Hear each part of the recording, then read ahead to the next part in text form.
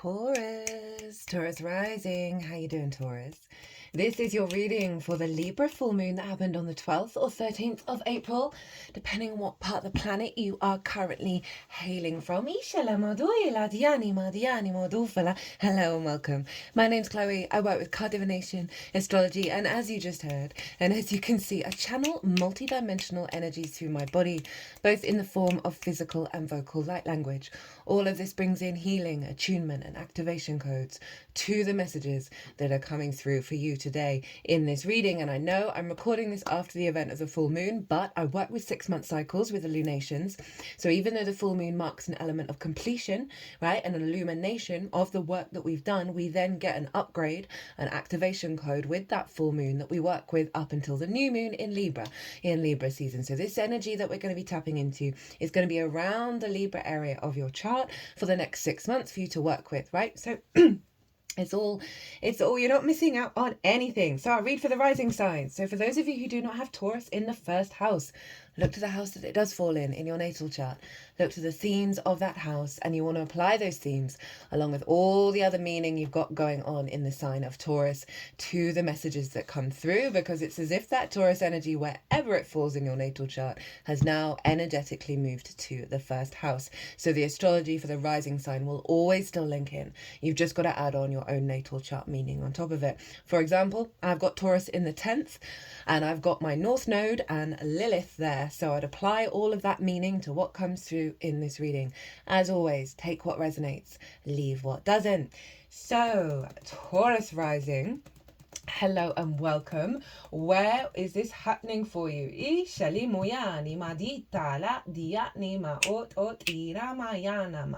is happening in your 6th house of the adult in the room. Right? This is work, how you figure things out and put them into practice. Routines, physical health, co-workers, and therefore collaboration, and pets, and therefore acts of service.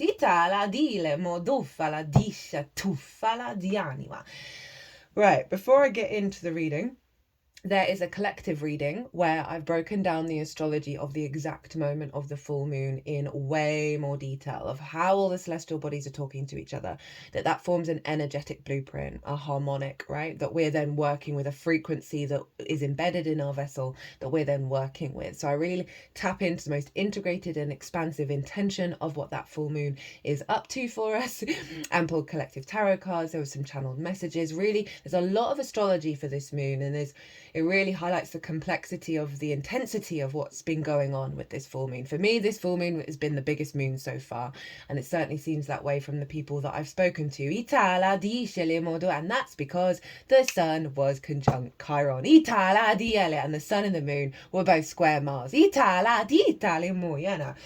if you want a deeper understanding of this moon, pause this video, go watch the collective reading. Always some good stuff comes through in there that just adds a deeper resonance to what comes through in here, and then come back and watch this. Right, now that you're back from watching the collective reading, lol, we're going to be getting 3 cards from this deck. The first card is linked into that sun conjunct Chiron energy, right? This has been a big, hardcore soul wound, healing, disrupting, breaking down, reconfiguring moon, right? It's been very, very powerful. It's also linked into the Neptune ingress into Aries, which I've done a transit on. That transit takes us up to the 4th of July when Neptune's going to go retrograde. I'm going to be covering all of Neptune's transit in Aries. It feels very powerful, so we're going to be covering all the stages of that. And now the reason why it's linked into that Neptune ingress, 1, because Neptune's in Aries, but 2, at the time of the ingress, the moon was in Aries, conjunct Chiron. It was the day after the eclipse in Aries. So that moon that's imprinted into the Neptune transit of healing deep emotional wounds, right? Chiron is the master teacher, the wounded healer. It is about archetypal soul wounds that we're here to transmute into wisdom. But it's not the easiest. It's very shamanic in its energy. It's not the easiest of placements. That moon went across the zodiac to the other side to Libra, and the following full moon, the first lunation after that Neptune transit, was opposite where that moon was at the time of the Neptune transit. So we've got a locked in now for a little while. Doing some deep soul work. Now, not surprising that for this year, I've been banging on about how the work that we do on our soul retrieval, and that means the excavation of conditioned responses that are not in alignment with our true nature, and that can be struggle buses, that can be difficulties, that can be challenges, it can also be very euphoric and euphoric even. We're in the year 9, and it's the year of the wood snake, so we're shedding skin, we're completing a cycle. And the astrology of this year and next year is incredibly profound. There are some things going on that haven't happened for thousands of years. Thousands and thousands and thousands of years. We're dealing with the end and the beginning of the zodiac, Pisces and Aries. We are going through such pure fundamental shifts, and this moon played a very big part in getting to the truth underneath the conditioning. So the work that we do this year, and this moon conjunct, the sun conjunct Chiron, moon opposite Chiron, is locked into the Libra area of your chart for the next 6 months. So you're going to be working through some really powerful stuff around being the adult in the room. Right, around understanding how to step up to your own incarnation from a place of power, from a place of truth, from a place of balance. So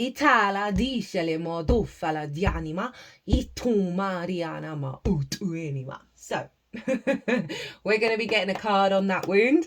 We're going to be getting a card on the most integrated and expansive intention of what that moon's up to for you over the next 6 months, as well as a card on how to amplify that high vibrational intention, right? Because that intention, that energy is going to be around you, but we make the conscious choice of whether to work with it or to fight against it. So we're going to get a card on what to channel, what energy frequency to have in your mind in this area of your chart over the next 6 months to facilitate the intention. We'll also get the card at the bottom of the deck, as well as 2 cards. Well, we're working with 2 oracle decks, and we're going to get a card from each of those at the end.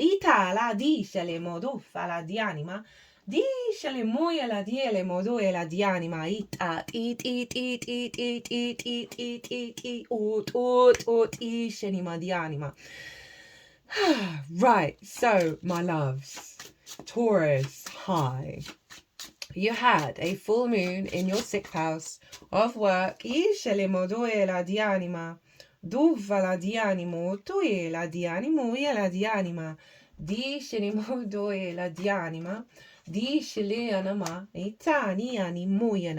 all your cards have already come out. That's quite wild. Full moon in the 6th, right? A big illumination around where your needs are being met or not being met in regards to the way that you work and the way that you're the adult in the room. I find the 6th house is incredibly important to establish healthy relationships in your life, because if you don't understand how you work, right, and how you build, how are you supposed to communicate that to other people and then co-create, right? It's got co-workers working with other people, so it's about co-creation. It's about standing strong in your power, tending to your physical vessel, taking care of yourself, being the adult in the room. And we can have real distortions around that. We can think that that's not that's a heavy weight, that's a burden, that's the relentless, I've got to do this and I've got to do that. Or we can neglect ourselves because we may have felt neglect from our parental figures and then recreated that in our own lives, right? This moon in Libra is getting us back to our inner equilibrium. It's closing out the eclipse cycle in Aries and Libra. It's really establishing a stronger understanding of your own truth and your own inner balance when it comes to how you build and how you work in the world and how you co-create with others. Venus, who was retrograde at the time of the full moon, she went direct an hour later, which means she was station retrograde. When planets are station, as in when they're still, right, whether it's direct or retrograde, the energy of it is really condensed and really powerful. but it's retrograde. So she is taking us deeper and deeper and deeper into the unconditional love of Pisces and cracking open any blocks and resistance around that. You have Pisces, where Venus is, so ruling the moon. Venus is ruling the moon over in your 11th house of hopes and dreams, friends, groups and alliances, and reaping the benefits from your 10th house. So Venus is wanting you to go deep, deep within, around truly loving yourself at a fundamental level, right? That allows the possibility for miracles and magic to come through and connection to come through from that unconditional love in how your hopes and dreams manifest, in how you receive things from your 10th house, which is your life path, career, right? From all the work that you've done over in the 6th. Now, there may have been some restrictions and some limitations around that. And all of that is pulling you deeper, deeper, deeper, deeper into the true knowing that miracles can happen despite all the odds. Venus is exalted in Pisces. Her qualities are raised up high. The interconnectedness of divine love, unconditional love. It is everywhere, all around us. And there are so many layers of conditioning, of social dynamics that are based on scarcity and people pleasing, right, and fear mindsets that have us not believe that truly in our soul. And this moon has been shaking that up, and we're going to be working with the discombobulation of that because it's breaking down some really core fundamental instinctive responses in order for us to really feel in our nature the true social balance within ourselves, right? That social harmony, that interconnectedness in balance, right? The interactions and the exchange between others to be in a state of truth and balance. I can see you working really hard to understand that truth, to build from those hopes and dreams, to build in that way and not give up and not be distorted, right, by external factors and external dynamics in your life that can strip that energy away of you being dedicated to your mission. You had the sun and Chiron in Aries, in your 12th house, your hidden house, your house of mysteries, the unconscious spaces, right? In those unconscious spaces are limiting beliefs, trauma responses, distorted love languages, right? That we pick up in our early years, that get imprinted in our unconscious, that we then take out on the road, unbeknownst to us, right? And there's anxiety, depression, loss, grief, all in the 12th, right? You're going through some hardcore stuff in your 12th house, Taurus. 4 planets are retrograding in Aries and going back into Pisces, going back forwards. We've had Venus do it, Mercury's going to do it, Mercury's done it, Mercury's direct, Venus is now direct, Neptune and Saturn are both going to do it. You are recalibrating your instinctive nature into the dream state. Trust in the process, trust in the wounds that are being revealed and the healing work and your power to transform that energy. You've got this. You've totally got this, and you just got to trust in the process. There's been a phrase that's been coming up. Give yourself the grace and the space to reorientate yourself to what the truth of reality is.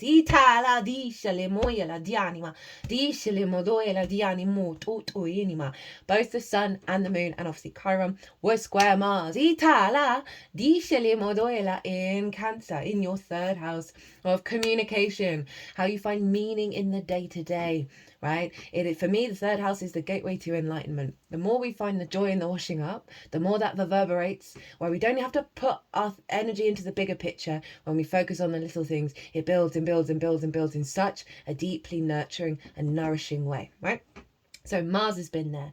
Mars is leaving on Friday. It's done its retrograde phase. It's going to leave this whole cycle on I think it's the 2nd or 3rd of May. Of reorientating your motivation, your drive and your action when it comes to the day-to-day, of the get up and go, of doing the things, right? Of how you express the meaning in your own life. So Mars will square all of this. So Mars is building with you, potentially bringing up a lot of conflict and a lot of restrictions, a lot of limitations around that joy, that meaning, that resonance, that emotional body of feeling very confident. Mars is confident in the work that you do, confident in how you build in the world. I can see a lot of distortions in the field around that and feeling the weight and the burden of things in order to go further in and go, okay, what does my soul truly want to do and truly want to build? How do I truly want to stand in my power and realize I can do all of the things? Venus and Mars were trying one another. Even though Venus was retrograde, they're still in harmonious aspect. Mars, in its direct motion, is acting as the vessel and the protector of that Venus deep dive back into the truth of what your hopes and dreams truly are. What you're really getting from your life path. At the core fundamental level. And recalibrating your emotional body in how it takes action in the day-to-day, in alignment with that depth. So it may just feel a bit wibbly-wobbly, a bit disconnected. Trust in the process of the unfolding of Mars pulling out the desire and love and connection from Venus, from Pisces, in how you move through your day-to-day and how you show your love languages in the way that you communicate. And that's not just romantic, that's love is in everything. There's some cool stuff going on with Mars, Saturn and Uranus. They're making harmonious aspects with each other, liberating a lot of fear responses in our physical vessel so we can be free and build from the magical reality. There is no war, there is only peace. Okay, Taurus, that was wild. That was a very cool transmission. I like that a lot. That was big flow state.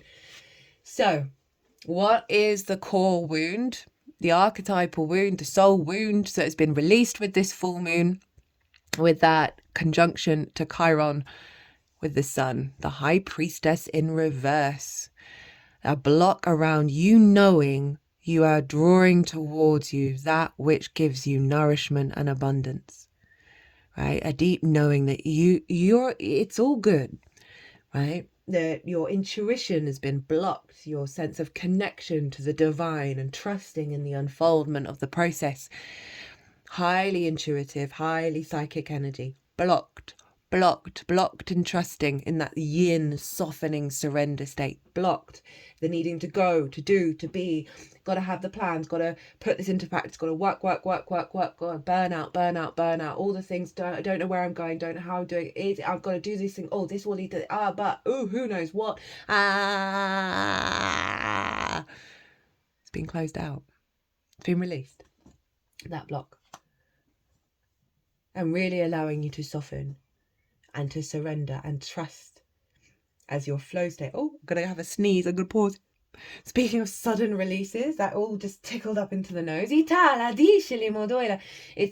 this release is leading to such a clarity in how we stand in our own truth. You know, I've been talking in the All 12 Signs series. It's felt to me when I've been in social dynamics, you know, I'm hyper aware, you know, when like you blow bubbles and it's this sort of slimy liquid, right? That feels like it's covering everybody, right? That's this kind of plasticky blocking of receptors of the intuition, of the instincts, of the awareness of the truth of reality, that we're all coated in this shiny, pretty looking thing of getting along and all that, or, you know, social, all the stuff, right? All the conditioning, right? It's shiny, it looks nice, it's rainbow colored, but it's actually fundamentally suffocating all of our inherent tools that we have in order to pick up on the truth of reality. And this moon feels like it is a cleansing of that, and that we're going through the process of coming out of this film, this coating over us, and we're like, okay, right, how are we going to work now? That's what this whole vibe feels like.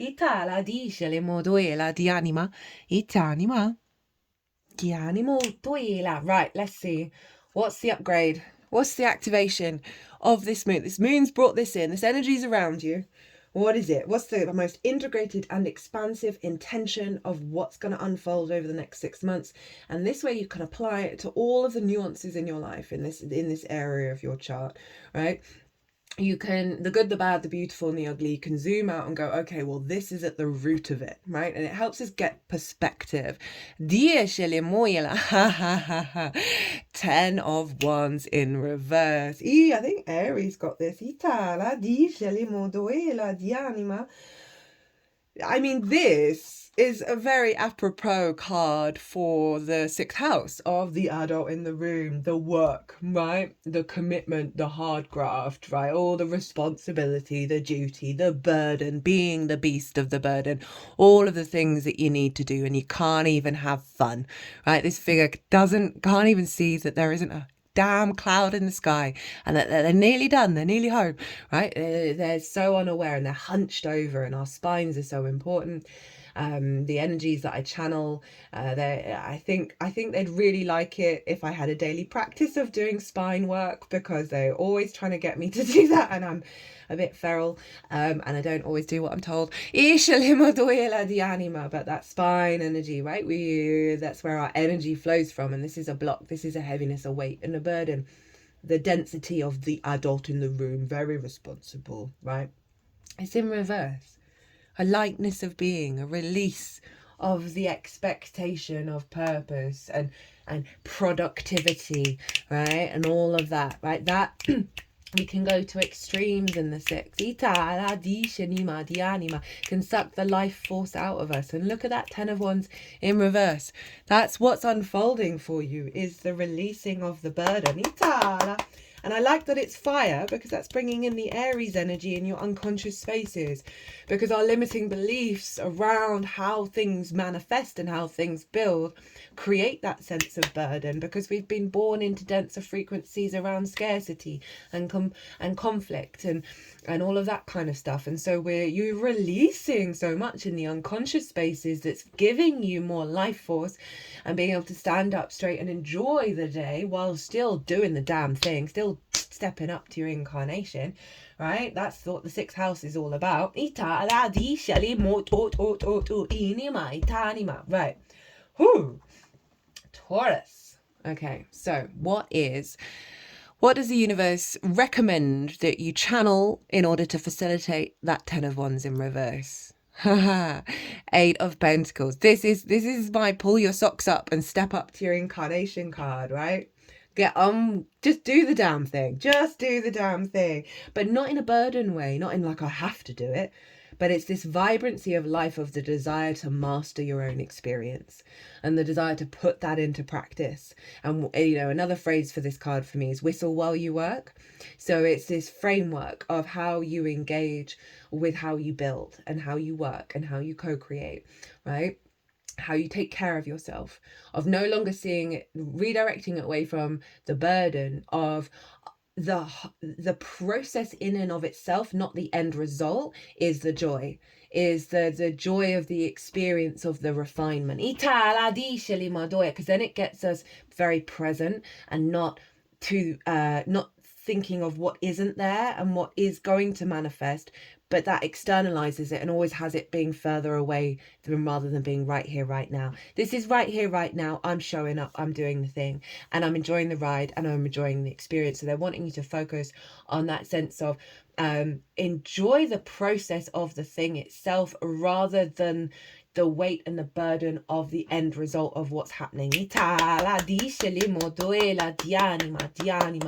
feel with that 8 of Pentacles that because of that 10 of Wands in reverse has been activated, you're going to get a lot more free-flowing inspiration come through you're going to want to play with, you're going to want to figure out and work with, of like how you work at the next level, especially with that High Priestess who's now in the upright because she's been released from being blocked, that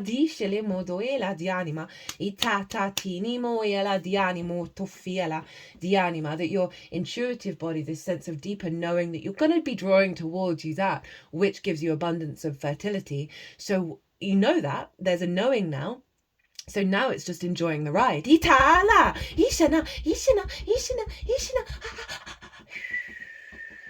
Okay, what's at the bottom of the deck? Itala diali madoela. Speaking of enjoying the ride, falling in love with your life again. Itala diali modoela dianima. Di shili moyela dianima. And Gemini, this is a Gemini card. This is your skills and your tools. This is your sense of value, how you manifest and bring in resources into the world, right? And your second house, Itala dialimo doela dianimo, where Jupiter is right now. Woo! New skills and ideas, new inspiration, right? From the skills and ideas of how to work with them. And then you've got the energy around you to build with it. Itala dianima. Now, this is the integration of the masculine, feminine spirit in order to make the right decisions that serve you for the long term, right? And that is the love, right? Itiale modu fala di anima, for the love of life rather than the weight and burden of it. Itala di shenima. Okay, it's making me think, right? And I very rarely bring up the Bible story of Adam and Eve, right? Which the imagery is very linked into, of leaving the Garden of Eden, which we then led to struggle and toil and burden rather than everything being easy and lovely.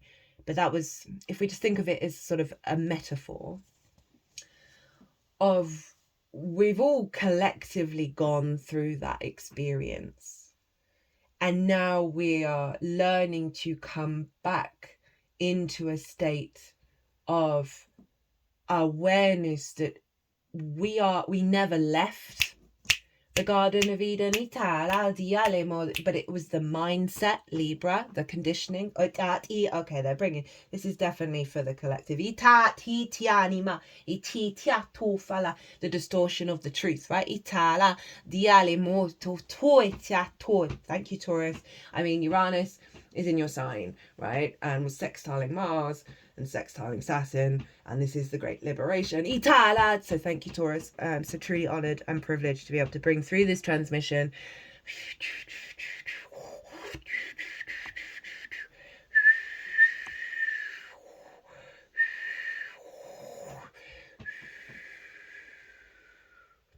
Yeah. Yeah. I mean, okay, big stuff coming from the heart. Itala. We never left. But it's the perception. It's the narrative. And this spread is saying that perception has gone.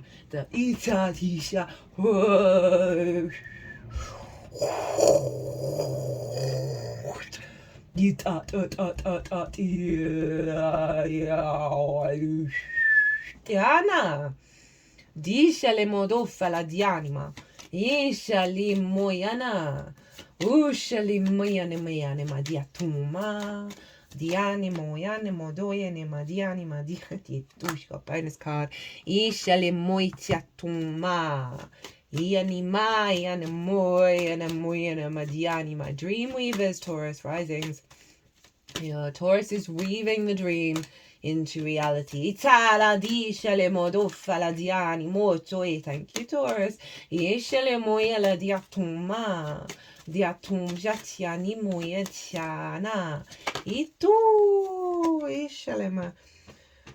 She keeps coming out.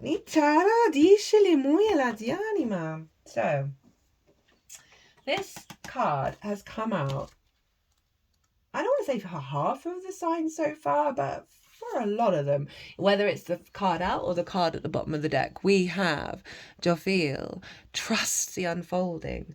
There is no wrong path, only choices that take you closer to or further from love. Jophiel's name means the beauty of God, and she is an angel of light and grace here to help us find the beauty of life. She is mentioned in many mystical texts, including the Zohar, the central book of the Kabbalah. Honestly, every time I look at that word, I say it wrong, whereas if I just don't look at it and say it, Kabbalah, it is fine. As the guardian of the Torah and is often considered a keeper of the Garden of Eden. Shut up, spirit. Shut up, source. Yeah! Rah! Rah! Rah! tricksters, a lot of them. As her name suggests, she is all about honouring beauty and finding beauty in all things. With her connection to the Garden of Eden, and obviously you're ruled by Venus, so this is doubling down all of this, rah, rah, rah. She's associated with nature and best felt outdoors in nature. Your life is forever unfolding, constantly responding to your actions, choices, and even your non-actions. Right now, you are asking the angels what you're supposed to do next, or asking God to show you the way forward. But you are giving off mixed signals. You've asked for one thing, but your actions are indicating something different.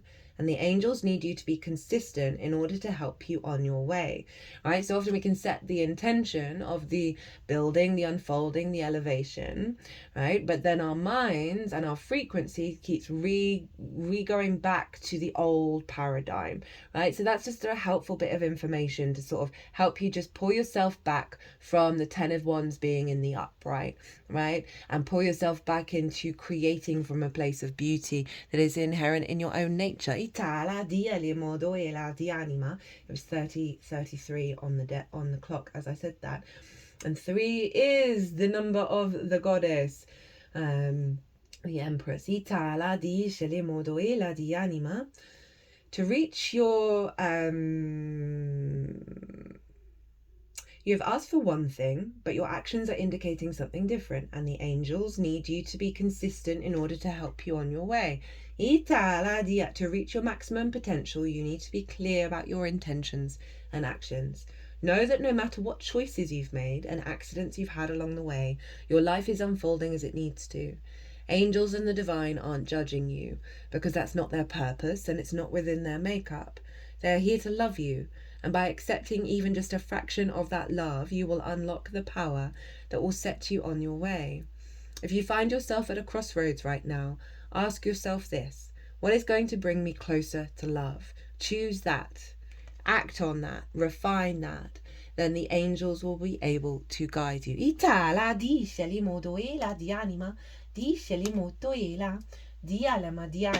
you got 2 cards. Let's see what they are.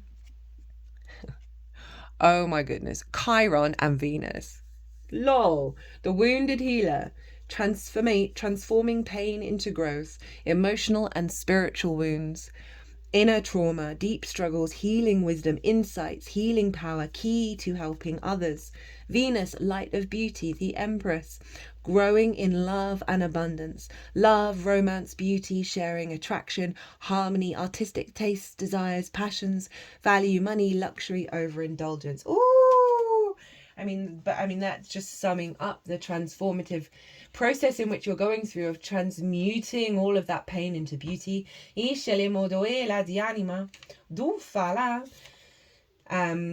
You're healing your deepest wounds and liberating yourself from the prison they have kept you in. It might not be easy, but you're doing a great job. And the unintegrated polarity. The pain and suffering has its grip over you, and you might be too focused on the external situation. You need to use or find spiritual tools to heal and free yourself. And Venus. And I think it's acting through love that will do that. And the non-judgment that came up in this card of Source isn't judging you, so why are you judging you? Something has changed and it's bringing you beauty, harmony and love. You're growing in abundance and your desires are getting fulfilled. And the shadow side, there's flaws in your lifestyle, relationships or finances. It needs to be taken care of and brought back into balance. It might be destructive if not attended to.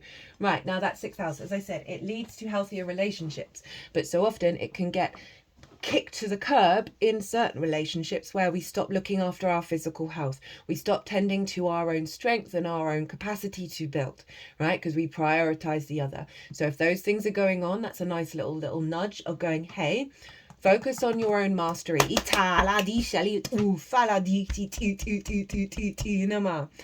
at the bottom of the deck. This is jokes because Scorpio got that Archangel card. And Scorpio also got this card at the bottom of the deck, right, which I just did. Itala di Elimo, the purpose, 222, keep the faith, balance, harmony, trust, standing strong, positive attitude, divine timing, high vision, keep up the good work, abundant, blessings. And at the bottom of the deck here, Jeremiah, personal responsibility. Take responsibility for your choices. This is an opportunity for inner growth. That's some really lovely real talk, because so often we're like, we make the decision to do the things. Even if it's influenced by the external, we still make those decisions. And there's a hell of a lot of sovereignty here that's coming in, that's getting you to own every part of your story so you can stand in your power and let go of the burden, and acknowledge your capacity to activate your own autonomy. The Lovers is all about making choices at big decisions, the right choices through integration. So there's some really lovely, more than words, threads of these messages building on each other, right? And this is such, so good. This is powerful. This is definitely feels like a collective reading for us all. And thank you, Taurus, for bringing this through. It's always an honor and a privilege. I'm going to leave it there. I hope you enjoyed this reading. I hope it resonated. I certainly feel very blessed and highly favored to be able to bring this to the table. If you want a personal reading, perhaps deep dive a little further on this, get some more advice on how to work with it, Itala di Anima, my website is everywhere, or you can email me directly. But other than that, my lovely Tauruses, be good to yourselves. Your new moon's coming up, and it's very cool. Be good to yourselves, be good to those around you, safe travels, and be well until we meet again.